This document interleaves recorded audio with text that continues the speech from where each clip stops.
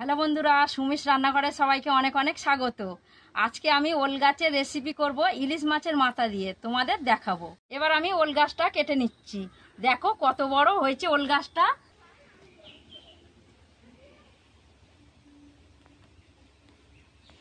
ওল গাছটা কত বড় হয়েছে দেখো, আর কত মোটা হয়েছে। আমি কেটে নিচ্ছি।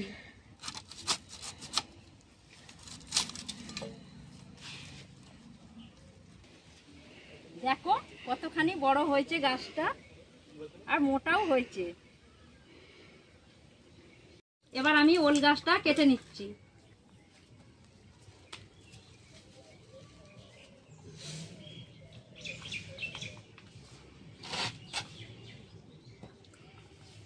ছোট ছোট করে টুম করে নেব।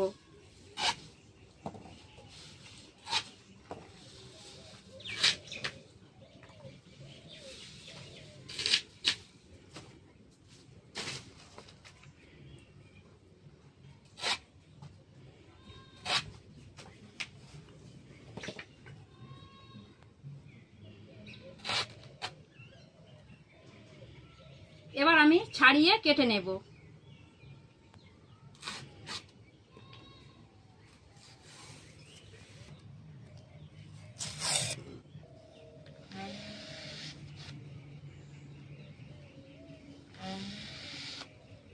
এবার আমি ছোট ছোট টুকরো টুকরো করে কেটে নেব।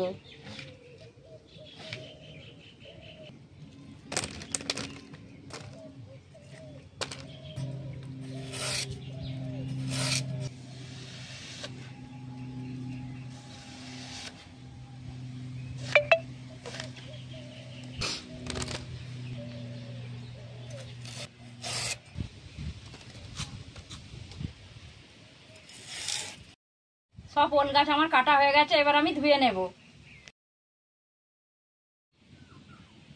মাছের মাথা আমি খুব ভালো করে ধুয়ে নিয়েছি।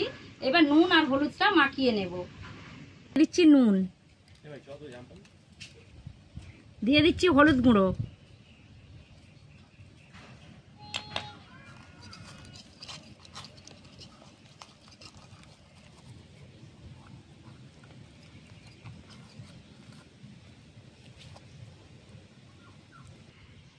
নুন আর হলুদ মাখানো হয়ে গেছে।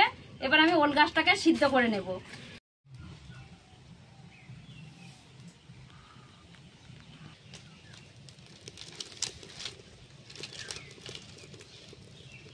উনুনটা ধরে গেছে, কড়াটা বসিয়ে দিলাম উনুনের উপরে।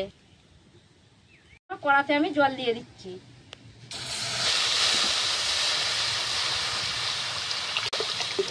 এবার আমি ওল গাছটা জলের মধ্যে দিয়ে দিচ্ছি।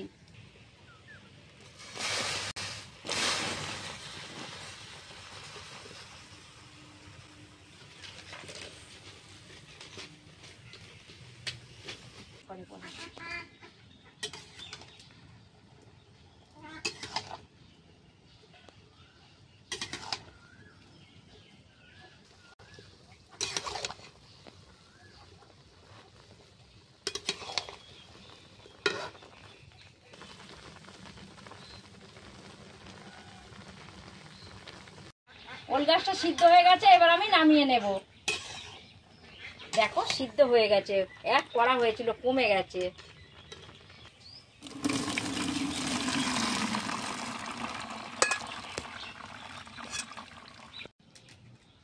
এবার আমি কড়া বসিয়ে দিয়েছি। কড়ার মধ্যে তেল দিয়ে দিচ্ছি ইলিশ মাছের মাথা ভাজার জন্য। এবার আমি ইলিশ মাছের মাথাটা ভেজে নিচ্ছি।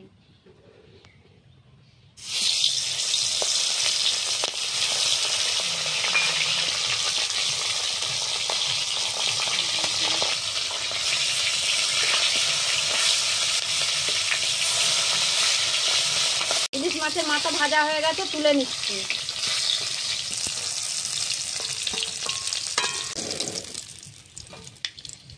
ভাজা তেল ছিল, ওই তেলের মধ্যেই আমি তেজপাতা আর শুকনো লঙ্কা দিয়ে দিচ্ছি। দিয়ে দিচ্ছি কালো জিরে।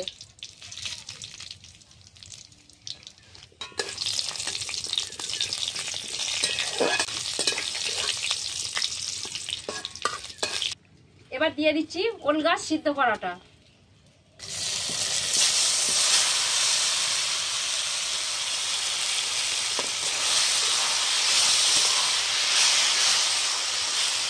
দিয়ে দিচ্ছি লঙ্কা গুঁড়ো, দিয়ে দিয়ে দিচ্ছি হলুদ গুঁড়ো, দিচ্ছি নুন,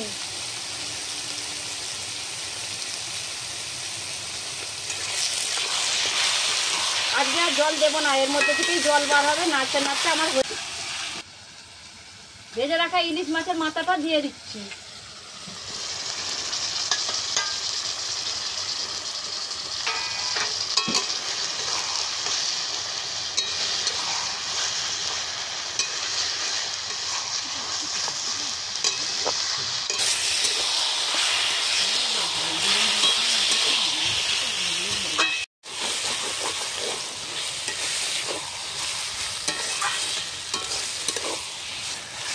মাছের মাথা দিয়ে ওল গাছ রান্না হয়ে গেছে।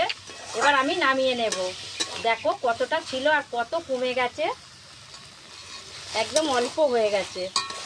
আজকে জল দিলাম না, জল ছাড়াই রান্না হয়ে গেল।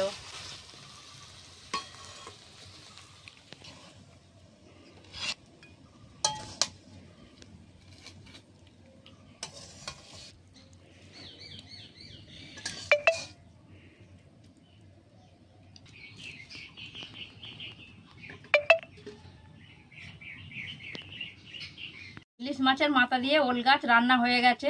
ভিডিওটা ভালো লাগলে লাইক করবে, শেয়ার করবে, কমেন্ট করবে।